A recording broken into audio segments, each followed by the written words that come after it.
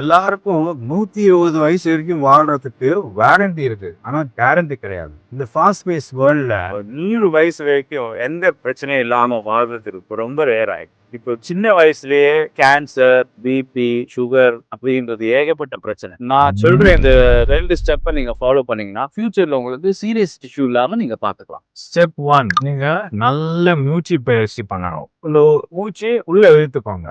4 count breath இன் பண்ணுங்க. 16 count அப்படியே புடிச்சு வைக்கணும் காத்த. 8 கவுண்ட் அவுட், வெளியில தள்ளணும்.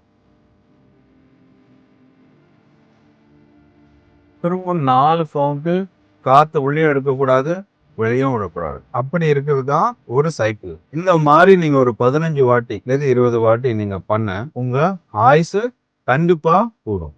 நல்ல ஒரு ப்ரீதிங் எக்ஸசைஸ் பண்ணும்போது நமக்கு இந்த ஆக்சிஜன், இந்த கார்பன் டை ஆக்சைடு பேலன்ஸ் ஆகும். 2வது, அது கூட ரெகுலர் எக்ஸசைஸ் பண்ணணும், நல்ல வாக்கிங் போகணும், நல்ல சாப்பாடு சாப்பிடணும், நல்ல ஒரு தூக்கம் தூங்கணும். இதெல்லாம் நம்ம ரெகுலரா நல்லா செய்துட்டு வந்தோம்னாக்கா நம்ம இம்யூனிட்டி நல்லபடியா பூஸ்ட் ஆகும்.